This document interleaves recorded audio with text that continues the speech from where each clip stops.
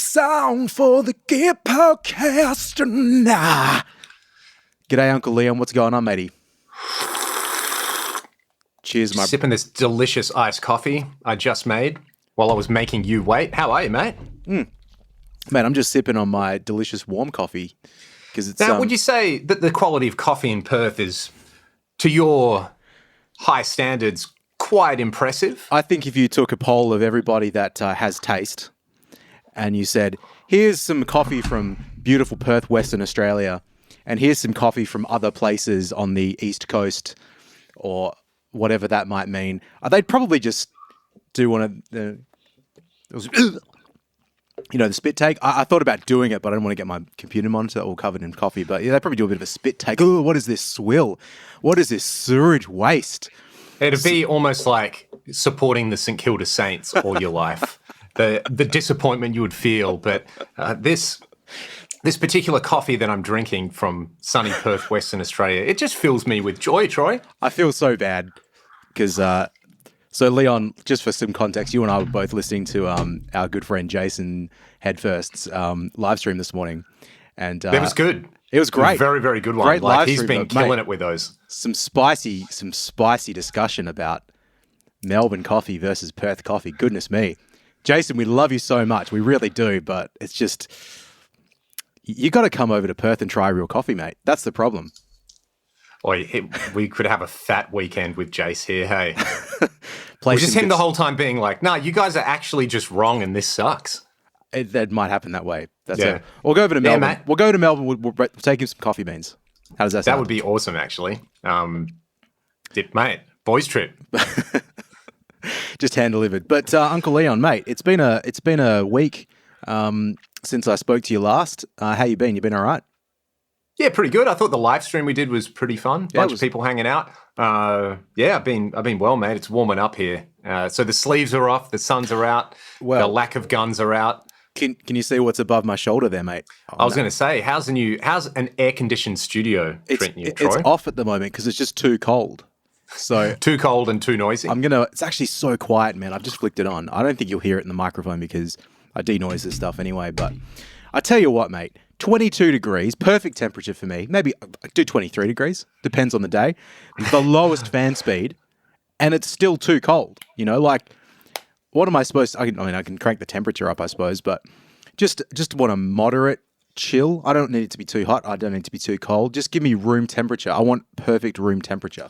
Reminds me of a story that a friend was telling me, and he's a tradesman, and this was years ago. He was saying he'd been watching a documentary about some catastrophe or crisis that had happened. It was an earthquake or a flood or something like that, and it had really affected this guy.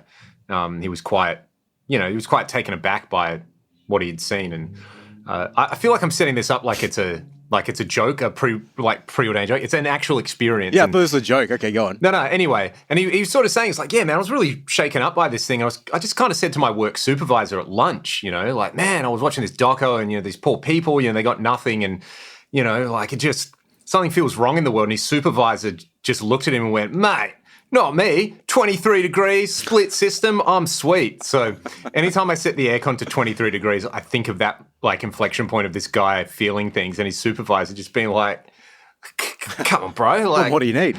What? Don't use your brain. Don't think. Yep. Man, I've just turned this aircon on. It's like, I've got the headphones on, but it's quieter than my computer. It's amazing. It's amazing what modern technology and $3,000 will get you. What a time to be alive. But yeah, otherwise, mate, you've been following the trade period very much or what? Oh, a little bit. AFL trade period. We were just kind of chatting about it to any of our listeners. You can just skip ahead, or maybe you can learn something about AFL. Something. It's kind of like the NAM of the footy season, right? Where you have the rest of the year where things just happen, and then trade period is what players being moved around, who's going where. Basically, 100% of the journalists that cover it are just absolute meatheads who really don't know anything. And they try to think, they try to analyze, and they're just proven wrong so many times. Yep. It's they're like the Guitar World of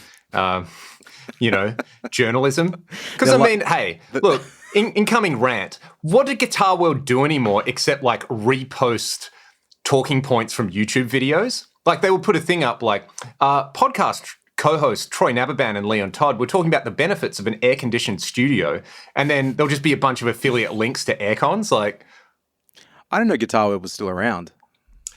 To be fair, they did a video with Bill Kelleher during the week, which I watched, and I was like, I like Bill Kelleher. He seems like a cool guy. It was the first thing I'd seen them do that was a piece of original content for like 10 years. Yep. And they were like trailblazers. You know, what's that guy, Paul Riario? He used to do all the reviews, and he could tune his guitar from scratch really fast. Oh, yeah. I did that once at a school concert and in like 2009, doing sound. And it was a big band with a guitar player that just clearly didn't have a tuner. And there was like 20-something people on stage all looking at him, as well as like about 100 people in the audience waiting for this kid to play. And you just went. And it was so embarrassing. So I grabbed the guitar and I was just like, tune. And I just said to the piano player after I tuned it, can you just give me an E? And they went, ding. And I was like, played the low note, ding. And I was like, it's in tune. And then I gave him the guitar back, walked off stage. They clapped me off, Leon. No joke. Got clapped off. The high point of your career. Oh, yeah, it was a good feeling, you know, all those years. It was a clutch moment. All those years. But yeah, enough about the trade period, mate. So what's been happening in Guitar Land for you? Had a couple of videos come out. You've been pretty busy. Been very busy, mate. Elsworth was away last week, so all I did was work. Yep. I didn't have a moderating influence in my life to say. Take those records off the shelf. Yeah, Just exactly. doing a little bit out. There was like Fender did the Toadmaster Pro. That's a pretty big thing that people are talking about. What are your impressions of that, mate? I know you haven't played one. You've just probably watched 3 minutes of my video, and that's about it. I probably watched maybe a little bit more than 3 minutes. I didn't watch the whole thing, but we spoke about it. I think we spoke about it on the last week's live stream thing a bit. Yep. So sounds okay.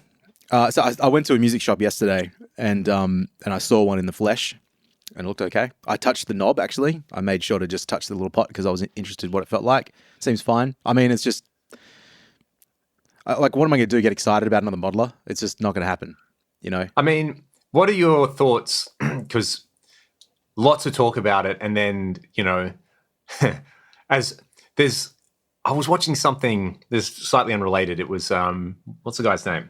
He's a synth YouTuber called Jorb. I really like his videos. He's just like, he just gets it done. Mm-hmm. He's really good at what he does. But he did a video about Behringer, and, you know, he was like, look, I'm not going to talk about the actual products, more about the business practices and, you know, them just being the edgelords of the world. And he was kind of saying how, because they put out a post a little while ago, like, oh, it's weird that YouTubers don't do our, you know, we're not paying anyone, we're not sending out free products or something, mm-hmm. you know, because we love, you know, we just love our users so much that, you know, we want to pass on all those savings because we are the saviors of synthesis. Mm-hmm. Yeah, and he made this point in the video, totally unrelated, but it was sort of like, yeah, there's not this like cabal of YouTubers. He's like, just people sitting around. It's like doing what we're doing. Like, yeah. You know, what did I do today? I woke up, I gave 2 guitar lessons. I like, you know, moved a few cables around. I went to the gym. I made myself a coffee. I made myself lunch. You know, that's kind of it. It's not like I was on the blower. You got your aircon set to 23 degrees. 23 degrees, split system, mate. Love and life. But, you know, it's not like suddenly I had some like Zoom meeting with everyone else who does guitar YouTube and it was like, what are we hitting this week, boys? So, yeah, anyway, I was chatting to someone who had also made a video. They went and paid for their unit and, yeah, they had some interesting, I think, really salient points to talk about with, you know, touchscreen driven stuff. Mm-hmm. So, you know, you're a long-time user of the good old HX Stomp. Yep. It's pretty easy to use from the front panel, right? Yeah, it's on the ground right now. I was playing with it today. I was dialing amps in today with the knobs because, well, I mean, it's not like I can't do it with the software editor, but now that I understand how the unit works, it's just as easy to do it with the unit. You know what I mean? Like, I think the earlier fractal units, and I'm not going to speak for like the latest iterations, but like the AX8, I've done it, but it's kind of a pain. Certainly the Axe Ultra was kind of a pain. But man, like with this thing, just the knobs are there, like, and considering how limited, what are there? There's like 1, 2, 3 encoders with buttons, or actually main ones, and another 2. Like with 5 knobs, you can basically do whatever you want. Like you page across for things. And this on the fucking Stomp, man, it's like a tiny one. Like you've got the big Helix, it'd be even easier. So anyway, I find that a fairly easy to operate unit. So yeah. Does that answer your question? Yeah, I was just going to say, do you miss touchscreens on it? Obviously not. And not really. My question to you is like, do you think it's going to be a necessity going forward, or will it just be something that, like anything else, it's just going to depend how it's implemented, and it might be really annoying if everyone does it? I think it always depends on how it's implemented. I've only had very limited experience with the Quad Cortex, but that's touchscreen, isn't it? Correct. Yeah. Does that make much difference? Is it snappy, or does it feel like a phone? It doesn't feel like a phone, but it's pretty snappy. Like they've got to me, like the hybrid thing, the thing that I really like, look, there's a point I'm getting to here, Troy. I think the Tone Master does it pretty well for a touchscreen thing, but it's not necessarily a touchscreen thing. When you use this stuff, you're probably going to use 2 hands a lot of the time. Mm-hmm. It's nice to have a one-hand thing while you play a chord and swipe and do things like that. But say like on the Helix, you can touch the foot switch with the given effect, and it brings the things up, and then you like touch, twist, touch. You've got this like flow with both of your hands. Yeah. And I like on that Tone Master where it's like the foot switch encoders, when you like press something, all the parameters get mapped to them immediately. Or you can be in the amp and cab, tweaking the cab with the touchscreen, and you've got the amp controls available. So that's clever. That's kind of a clever thing about it. Yeah, that's something with the Helix that is annoying when, to be able to do those 2 things at once. When you're in a plugin, as in like an audio plugin, not so much the software editor for this stuff, but it's also a bit of a pain. If you've ever used like a actual analog mixing console, for example, or a hardware compressor where it's like, I just put an 1176 plugin on my vocal just when we're doing this live, right? And if I was doing that with a hardware one, which I've had significant experience with, just to be able to dial the input and output controls at the same time to balance is like incredibly, not essential, but it's incredibly useful. And it is hard to do that with one click of a mouse. Right. And same as like, man, it doesn't drive me nuts, but I don't really like that aspect of the modelers and, just one knob and then paging across and not being able to see everything at once. It's like, it is a bit of a pain. And also, I guess the way that, it's something to say, I don't love the way that the interface looks with the sliders. Yeah, right. But I also can live with it.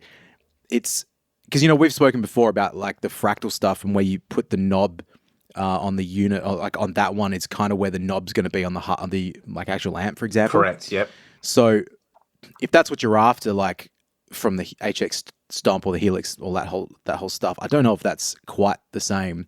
I don't think it is exactly like, you set it to 12 o'clock on the amp, it's going to be like 5 on the HX Stomp. So I don't know. There's like a little bit of trying to mentally adjust to how you dial the sounds in. Which for someone like me, I do stuff orally, but I do stuff very visually too. And as kind of embarrassing as that sounds, it's like I kind of, sometimes when the knob looks like it's in the right position, then I'm like, great, I'm ready to play. Yeah.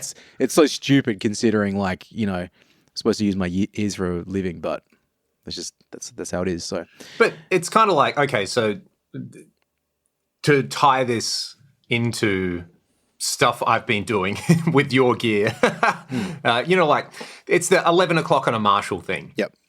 Like, yeah, you just, there's a good rule of thumb with a lot of stuff as a starting point. Yep. Or the 1176 thing with the input and output, being able to swish those really quickly. Mm-hmm. That is something that gets lost with those devices, or lost in a plugin. So I've just been on this thing about like, it's the word of the week, right? Skeuomorphism. Oh, yeah. There is something to be said, and I think it's like where you have a little symbol or a color that goes along with like a list, or I don't know, if you're on, you're on the Helix, like what color, the drives are like a particular color when they come up, right? Yep. You've got that like color coded thing. Mm-hmm. So the more you use the unit, the more it reinforces that connection between things. Mm-hmm. So you have visual cues but you're not entirely reliant on those visual cues. It's sort of like they reinforce what you're hearing, and it kind of goes, you build up this association that's really important. Yep. And on stuff where it's just like monochrome and you're paging across, you're not going to have that. But at the same time, something doesn't have to look like an 1176 to have the same workflow on it, you know? Right. Okay. Like, say, the UA plugins, like, they try to look like the hardware, but there's other... Actually, I don't know. Are there things that sound like 1176s that don't look like them as a plugin? That feels like such a cliche or such a thing that you just... The 1176, off the top of my head, like the soft tube one looks nothing like it. But it's... I think it's the soft tube one, but when it came out, it was the bet. You know, there was a period where everyone released an 1176 and it was always like the newest, bestest one. Yeah. But that one looked a bit weird and looked a little bit different. This is probably about 12 years ago or so. By the way, so you could build it where you have the things and you just have one knob that does both things, right? And sure, it doesn't look like the real thing, but you could get that experience out of it. That's where like good design comes in. Yeah, and so like tying to that, and you know, he does listen. I've mentioned him a few times, but Jay, my student, shout out to you. Where were you in class on Monday, by the way? No big deal. You would have loved it. We talked about mastering. We've had this discussion before because Jay's designing a plugin at the moment. And, nice. Don't ask me to describe it because it's very complicated. But well, when he releases it, we'll get him on the show and he can do it. Yeah, exactly. We've had discussions because he's got some FabFilter plugins, which are awesome. FabFilter, for those of you in the audio community or that do anything with audio, know that FabFilter plugins are just excellent EQs, compressors, etc., etc. And they give you so many options and so many features, but it's not overwhelming to use. It's just very, very well laid out. So, in talking with Jay, he just hates something that looks like that has a knob on it, basically, because it's not. And this is also a generational thing, I think, because he doesn't come from like, all right, well, I've been in a studio for 10 years and my 1176 has to look like an 1176. It's like, great, well, I need a compressor that has a threshold and ratio and attack and release and stuff. Just put it there on sliders, dun. Michael Tan's the same, I think. Yeah. Like he's just, shout out to you, Michael Tan. But like just really anti something looking like a knob when, you know, you get the same, like it doesn't change the sound. But I guess, yeah, if you're using it in a certain way and you're used to the way it feels to put something in a certain place, it will, I guess, affect the way you use it, which is not necessarily a good thing. I mean, if we're all just using our ears, then it doesn't really matter either way. But unfortunately, we're not mixing with our eyes closed. Yeah. But also, it's such a good point you bring up about the generational thing. You know, there's lots of people making music where they don't have... Their foundational experiences aren't on hardware; they're software. Yeah, the majority of them. You know, it's not like, oh, sick. Guitar players are a little bit different, I think, because it's still like if you go out and play, most people still start with an amp of some sort. But I feel like now with some of my younger students, like I've got someone coming for a lesson this afternoon. I haven't seen him for a few months, and he sent me a message out of the blue. It's the best thing, man. He was like, it was just, "Hey, Leon, bro, how are you? Been practicing my alternate picking heaps," and it was like he just put so he didn't send it as an audio clip. It was from his camera, but it was just laying down on the thing, and it was just him shredding like Michelangelo Bardio, just like it was so fast and clean. I just wrote back and I was like, "Good on you. How many John Mayer songs have you learned?" And he was like, "Oh, bro, not even. I'm playing Alicia Keys." So I was like, "Well, you know, at least you're shredding." So it'll be fun to see him. But really good example where I started teaching him when he was maybe 10. And, you know, he could play guitar and he's kind of playing fingerstyle stuff. And then he took a break for a few years. Then he kind of got back into it. Then he took another break. Then he really got into it. Like he kind of got into metal.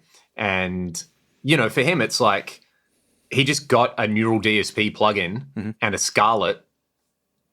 That's what he's doing with his life. Like, that's how he practices, you know. That was cheaper than going and buying, like, a combo amp that's probably going to sound like crud. And he doesn't, you know, the presets in that are amazing. Yeah. And you just play guitar. It's kind of like you sort of don't need to go through this madness. He's got a different madness, which is just actual guitars and how they play and, you know. We've all got a thing, man. Like, as soon as you decide to become like to step into this stupid guitar world that we live in, like maybe you're a pickup person, you know, maybe you're a pedal person, maybe you're an amp person, like guitar, or maybe it's whatever. weird techniques that you get into, or particular players you get obsessed with. It's inevitable. Yeah, you know, you find your thing. So shout out to Dennis. You're probably not listening to this, but I'm going to tell you to listen to it. Yeah, what's your thing? What is my thing? I think you and I both cover a bit of ground, to be honest. Yeah, what's the obsession that I get? I feel like I'm more into amps than I am anything else. I'm like, so like listening today, you know, shout out again, Jason. Like we both listened to Jason's live stream with Lyle from Psionic Audio, and it was awesome. Like really, really cool video worth checking out. But I don't mod amps, and I sort of only have very basic understanding about how they work, but I still am happy to listen to a 3-hour like, you know, interview of two guys just nerding out. And I just find that fascinating. I don't know what it is, but I guess that sort of speaks to my obsession. Whereas if, like, I've sat through the JHS talking about the Rat and all the variations of that, and it was like moderately interesting, but I'm not going to watch his show every week. It's just not for me. I don't really care about pedals. So, yeah, man, like what is my obsession? Pitch detune, maybe? I don't know. I feel like... I think that's too like narrow of a category. I think it's like you got your guitars, you got your pickups, you got your amps, you got your pedals, maybe speakers. Like, you know, shout out John Brown. Shout out John Brown. Yeah, the other John Brown. His Satriani signature amps video was really good.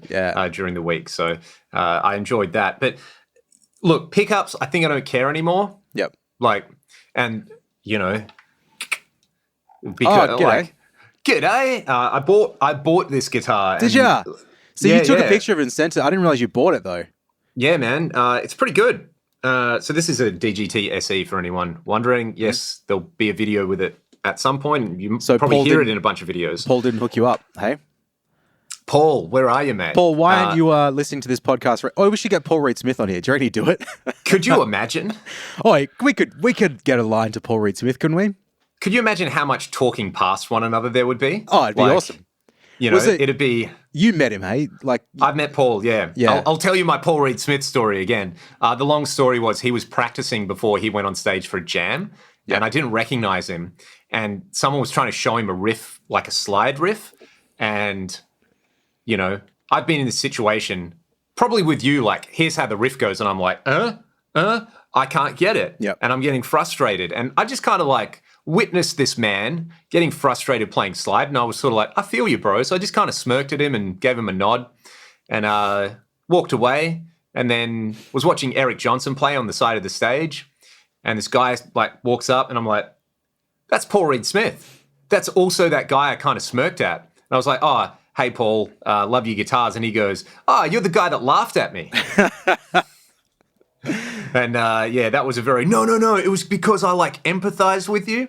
And anyway, his immediate question was like, what guitar do you play? Oh yeah, how do you like it? What would you change about it? So always on the job. Yeah. That was the vibe that I got from him. So that'd be, I mean, you know, mate, the opposite of the Marge Simpson philosophy. Like just aim for the stars and always be disappointed. Yep. Paul's a guy that's obsessed with everything. I mean, yeah, you know, I feel like, well, he's clearly got his obsessions in there, but, you know, this like 5 years ago, I would have been like, the immediate thing, how am I going to change these pickups? What am I going to do with them? Yep. You know?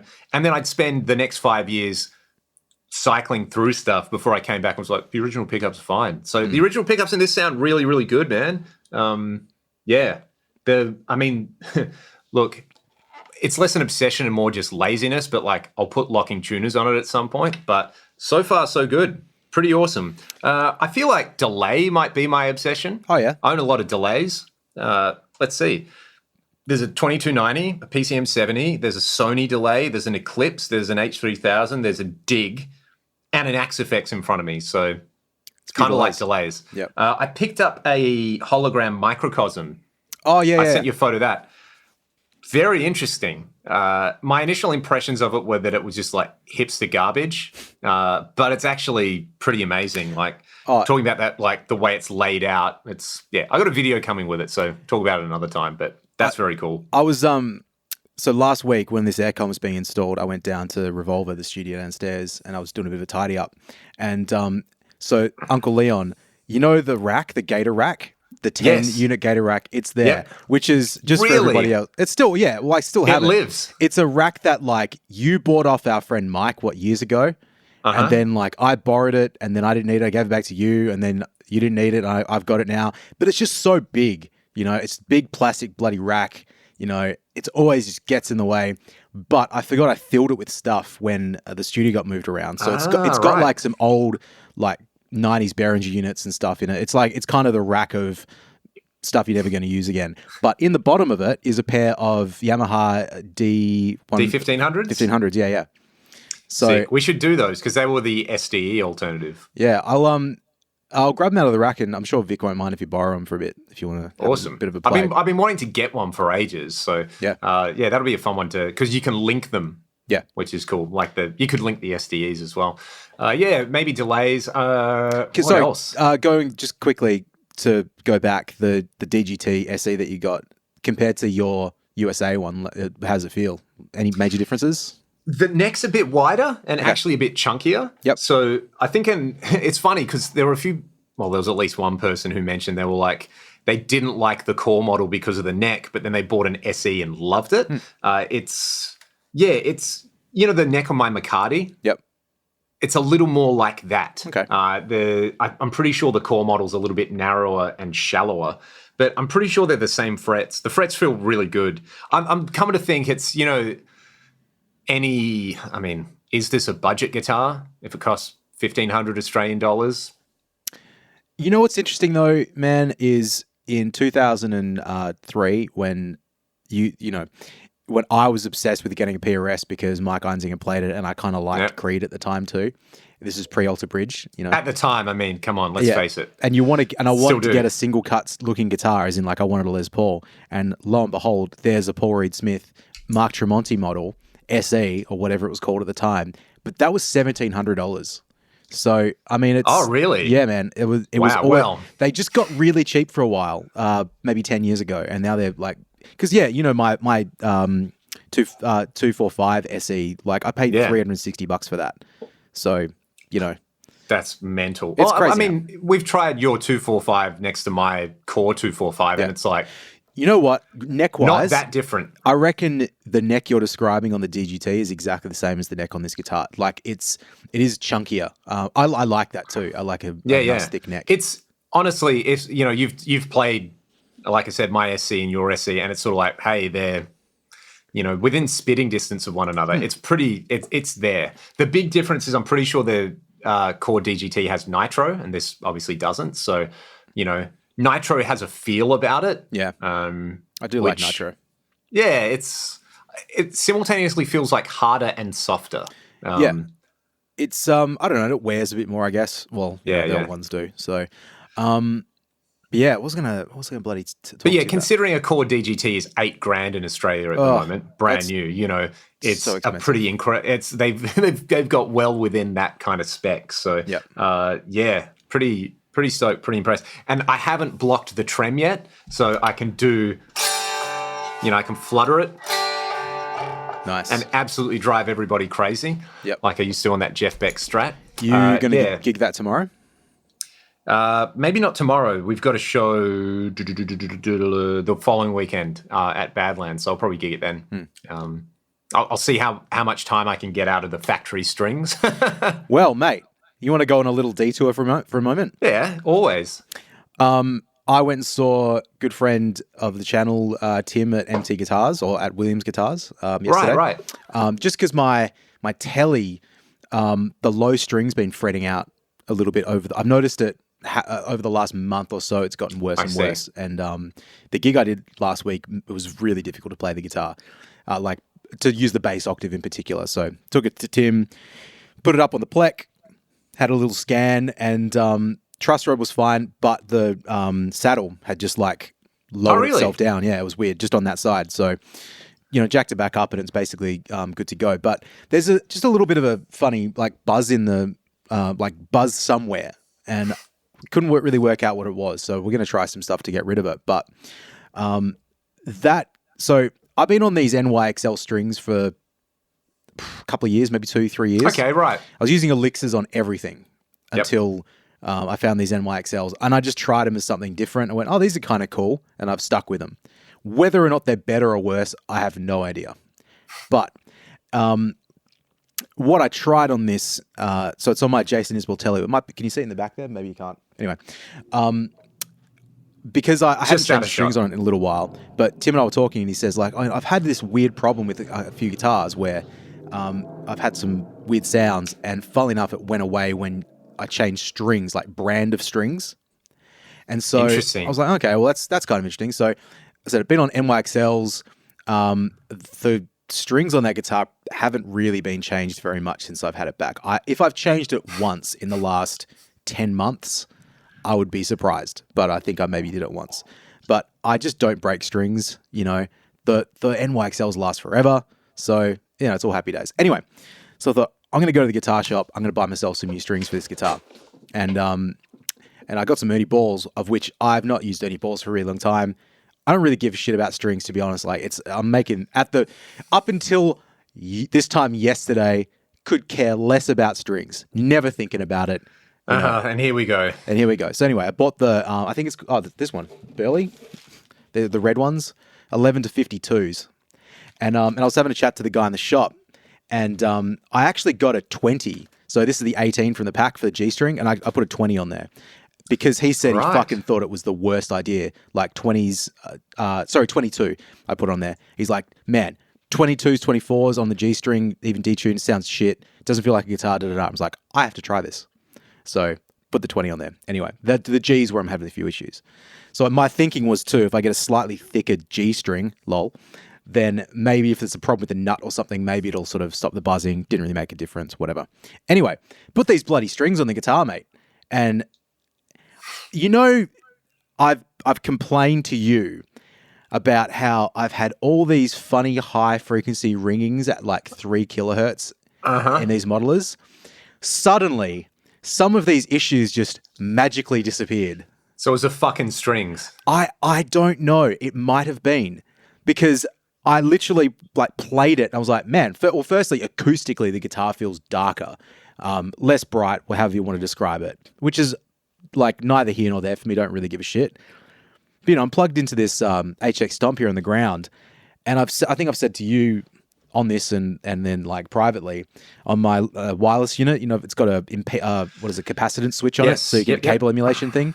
And when it was on the no cable emulation, it sounded really bright, nasty, and when I make it feel like it's a long cable, it sort of eases the top end off a little bit. Well, now with these bloody strings on there, mate, just flat out, no cable, and it feels fine. It's like it's certainly a little sparklier, but it's actually usable. It doesn't feel clangy. And that was the thing, it was like spiky, clangy.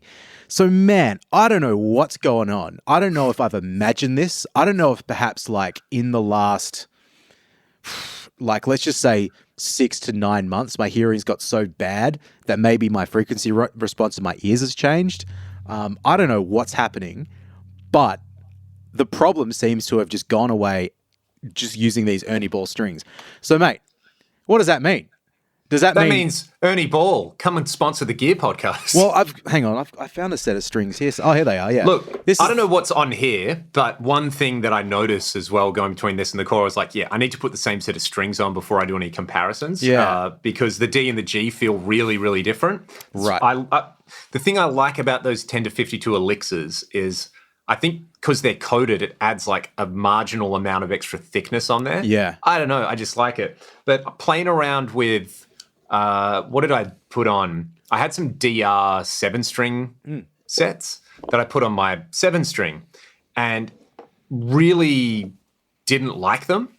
And as soon as I went back to elixirs, I was like, yeah, this guitar needs elixirs on it. Like, and it's weird because it's an Ernie Ball 7-string, right? But it felt way better and it sounded better.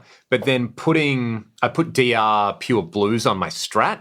Oh, okay. And they're a lot mellower and it takes a lot of that like zing out of the strap. Well, and it kind of feels, under your fingers, they do feel different. It feels a little bit more like you're playing an old guitar. Yeah. I mean, like, maybe that's just the thing with the Tele. Maybe these are the NYXLs 10 to 52. Oh, sorry, 10 to 49. Oh, fucking hell. 11 to 49. Maybe they're just a little too bright. I looked them up because their description is that they're bright and crisp or bright and articulate or something like that. So maybe it's just too much for that guitar. I haven't... It's mostly on this Tele that I've been hyper aware of it. Maybe on my... Oh, well, actually, I've noticed it on another guitar, but it was one I built, and I wonder if it's because I put the 500k pot in like a guitar that needs a 250. It might have just been... All these moving parts interacting with one another. It's really interesting, man. It's like there is a couple of little different things that I think I've just had some bright... Just starting at the top of the signal chain, brightness. Right. So, yeah. No, but it's interesting. Sorry. Yeah, go. I was just going to say with the DRs, the other thing is that same, I think they're the drop-down tuning DRs. Didn't like them on the 7-string, left the 7-string off, put them on my blue PRS because they're 11 to 54s. That sounds awesome with them. Right. So, yeah, there's this kind of like weird, going slightly thicker on that guitar. It's got, it's quite a bright sounding guitar, I think. Yep. Maybe it makes it sound a little bit darker, brings it back in.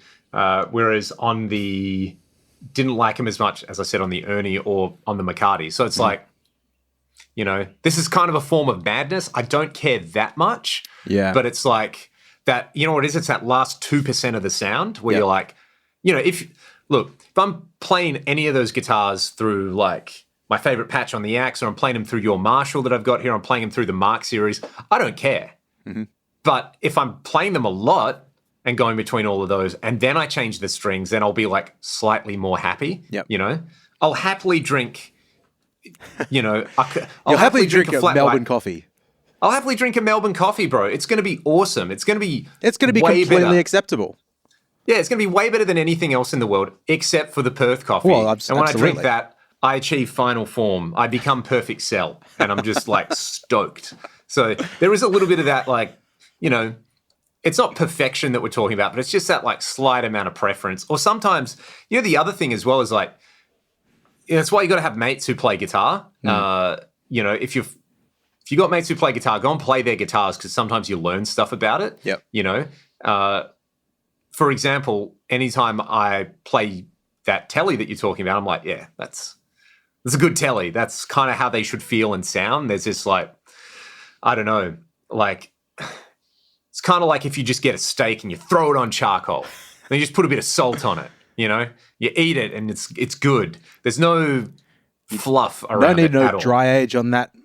You don't need, I dry aged this in umami, and this happened. Another tangent. Anne Reardon taken on Guga. Have you seen that? Oh, no, really?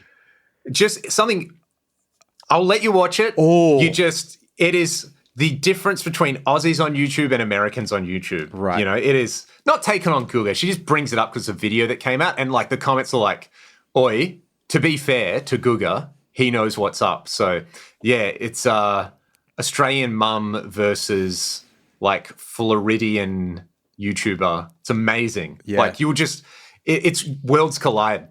Does Guga respond in real time, or is it just no? It's a reaction sort of thing? It's basically like one of those, someone sent her the video and what do you think? And she does her thing with it, and goes and, I won't spoil it for you. You'll just love it. Well, good. How to cook that? That's her one, isn't it? I believe so, yeah. Yeah, those are good videos. And look, Anne Reardon's channel, sick. Everyone should check it out. Yep. Is she South Australian? She's not from WA. So she's definitely east of Western Australia. Yeah. But yeah, it's like she just debunks crap you see on the internet, and like it's not sensational or anything like that. And she just reminds me of all my mates' mums growing up, where it's just like, Leon, what are you obsessing about guitars? It's all a bit silly, mate. And I was like, yeah, but Anne Reardon. Yep. No, Guga said.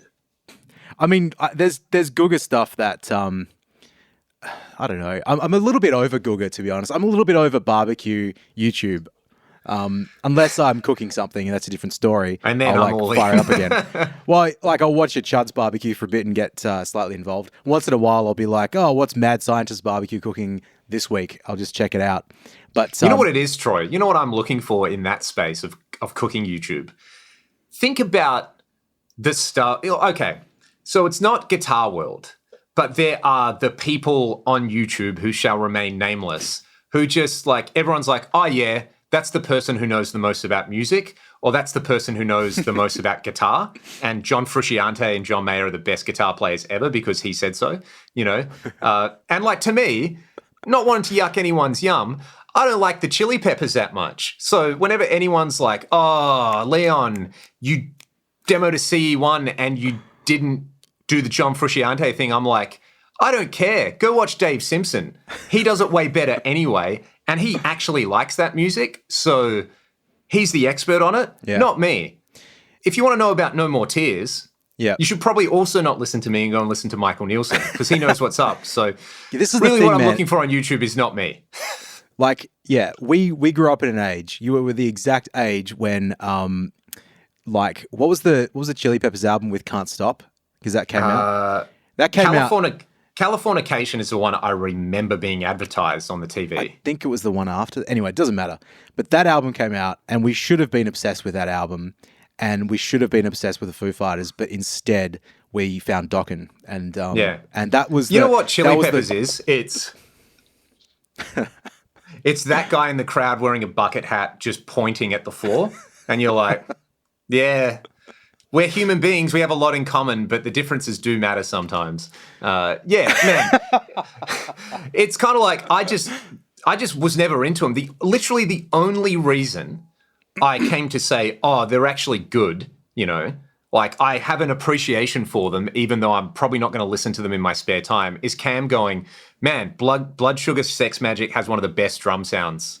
It's just like Chad Smith's drum sound. That's what Cam loves. And I was like, oh, I suddenly understand some stuff. And Chad Smith and Flea are sick. They're incredible.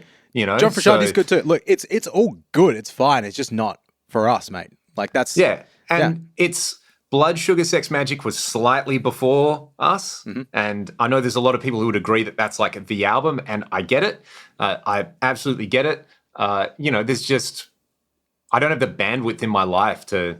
And Foo Fighters, also amazing what they do. I love some of the sounds, some of the guitar sounds in particular, and the drum sounds. It's immaculately produced stuff.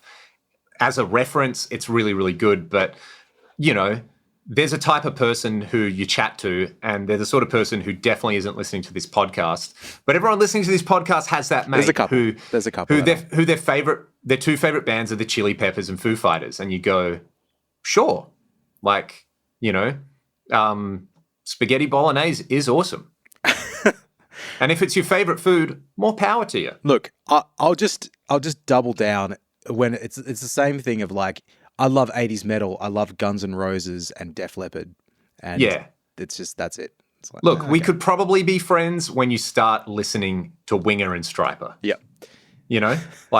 Just go and have those experiences and enjoy those, also, and then circle back around. Bad. It's just, but that's my Troy, you know what it is? And I need to cut this in. It's that scene in Some Kind of Monster when Lars Ulrich is saying it's stock. It's that thing, that gatekeeping. Oh, you like this thing? Well, name 5 of their best. You like Harley Davidson? What's his best album? Yeah. I try and be pretty open minded and not be like that with some things. I think 80s metal is that one for me that I'll probably never stop and get over. But but then there's it's funny. It's when we went and stayed with Uncle Mike in Oklahoma and you had that entire room of CDs. Wow, and I was like, man, I don't know. I thought I had a reasonable CD collection and just general knowledge of music from that period and stuff that I liked. And I was like, man, okay, this is different. This is next level. I too am just scratching the surface. So honestly, the true madness that I think I have is that it's sort of we all like the stuff we like. And sometimes you like it too much to forget that there are people on the planet where the Chili Peppers and Nirvana means as much to them as Ayreon and Dokken's Under Lock and Key, you know? Oh, you know what? I listened to that Ayreon album too, the remix one. Oh, yeah. How did you... It's okay. How do you like it? Didn't love it. Did not love it, I'll be honest. I liked the original. As I was listening to it, I thought, this is not better. Yeah. But I just hadn't listened to the album for a long time. The album's great, but... And I at first didn't realize it was the remastered version. I was just like, whoa. Yeah, talking about Ayreon, the Universal Migrator Part 1 and 2, right? And you know what I realized is so funny about Part 1? It's just a bunch of different Pink Floyd songs rewritten. Like, I was literally listening to it because I think I got that album. I hadn't been through a huge Floyd stage. Mm-hmm. And then I was listening to that and I was like, oh, it's kind of Pink Floyd-y. Maybe I should go and listen to their entire back catalogue for 2 years. And yeah, there's just sections on there where I'm like, oh yeah, obviously this is the Welcome to the Machine bit and this is the Any Color You Like bit. It's like, but he does it in such a great way that, like, you know, it's like a synthesis of everything that's great about that old 70s prog stuff, yep, kind of without any of the crap, which is amazing. And then the second one's just a bit more balls out, like, yeah. Metal, right? And man, Russell Allen, Halford, Bruce Dickinson on the same album. Yeah. That's incredible. Is Ripper Owens on there? I don't remember. Did you ever get that, what was it called? It was like the Galactic Spaceship-y one. It had a song Star One? What's that? Star One, that's the one, yeah. Yeah, that one was really fun. Yeah, Intergalactic Space Invaders, I think was the song. Just to like... dude, that's right. Yeah, wow. that was Russell Allen and all those guys too. So I'll just say for like everyone else listening, because, you know, Leon and I have known each other since like 2006, end of 2006, because we did in fact play in a band together for a little while originally. But this is a point. I joined your band. Yeah, Leon joined my band and then I quit that band because I got a girlfriend, basically, long story short. But there was a point towards the end of that band, or like when I sort of stopped playing, when you introduced me to Ayreon and you introduced me to like Jorn Lande and all these like this, I guess, melodic, what do you call it? Power rock sort of melodic metal. It was Inside Out Music and SPV Steamhammer, those two labels. Oh, Frontier. About it. Frontiers. And Frontiers, yeah. Yeah. And it was just that entire thing, and that was an obsession for like 2 years for me. So again, when I should have been maybe learning Foo Fighters, or when everyone else was listening to Foo Fighters, I was listening to all this sort of stuff, just getting into like Russell Allen's projects outside of Symphony X. Yep. So this explains some of my brain disease. And then it was a little while after that I got into Taylor Swift and Paramore. So it's been a journey. Yeah, and then it's a long way round sometimes to just realize you're an idiot. Yep. Why couldn't I just been a normal idiot at the start, you know? Mate, it's the brain disease. It's the guitar brain disease. But, you know, such is life. Yes. In the words of our hero and mentor, Benny Cousins, such is life. I mean, isn't it funny that at the time all this stuff was happening, it was just like the West Coast Eagles?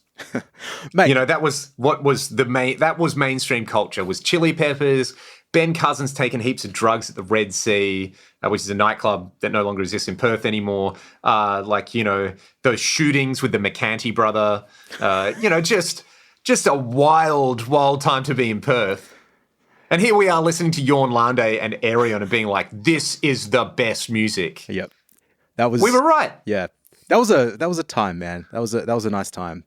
You know, once in a while I go back and listen to those Jorn Lande albums and, you know, it's great. Like the first few songs and like the first few minutes are just, and then you get over it Another quick. Battle is like, it's pumps hard. It was funny because I was listening to, what was I listening to that had Jorn Lande? Yeah, you sent me that. Master Plan, yeah.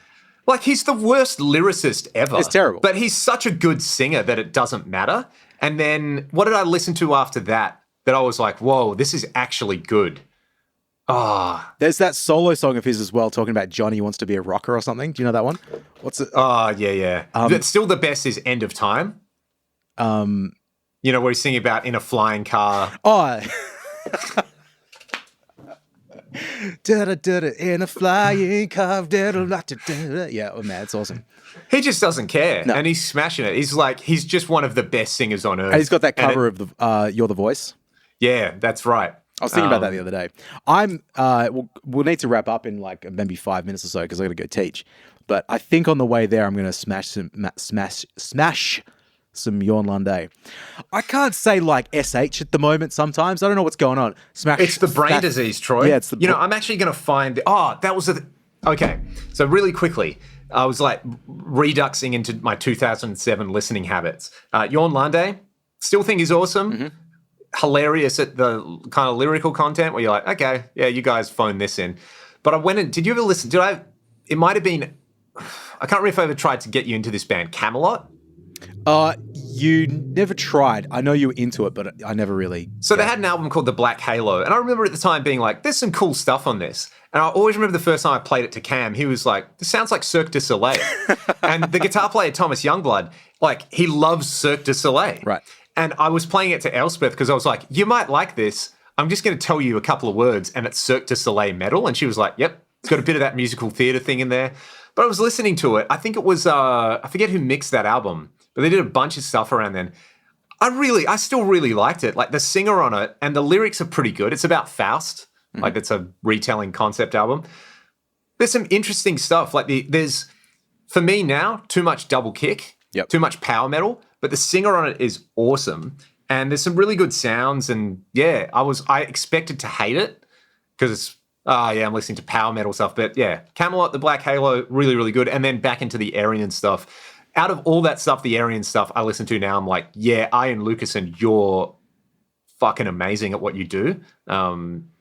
You're doing all the production, and he's basically doing everything except singing the songs and playing drums. Yep. Like all the synth stuff is really cool. He sings on one of the albums. The one that's got James LeBrie on it. Was what was the one with Devin Townsend? That's the same one. Human Equation. Yeah. I think he plays one of the characters. Interesting. That was a good album. I need to go back and listen to that actually because I remember that being pretty good. But there was like stuff that was too modern for me at the time. Yeah, man, what different people we were 16 years ago. It was very funny. If I could meet myself from then, I'd just pat myself on the head and go, "Just keep going, mate." Yeah. Which you're working. I know you got to go, but the very first gig I ever did, I remember one of the security guards coming up to me, and this was the moment I realized I had work to do. And he goes, "Oh, hey, mate, yeah, that was pretty good. You remind me of Steve Vai." And I was like, "Oh, thanks. That's a nice thing to say." He's like, "Yeah, mate, you'll get there one day." Which was like the ultimate, yeah, but you're shit kind of thing. So you got the moves, but not the chops. So still trying to get there.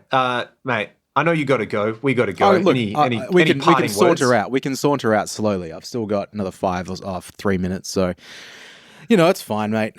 Like, people can just wait for me. I'm a very big, important person now. You know what I'm saying? I'm trying to think if there was anything else guitar-wise. I want to talk about those strings with you because I'm very excited that this guitar's got heavy strings on it. And from little things, big things grow. Very true. Just so Uncle Leon, you're aware, and everybody else is aware, I'm in Adelaide next week, so probably no episode.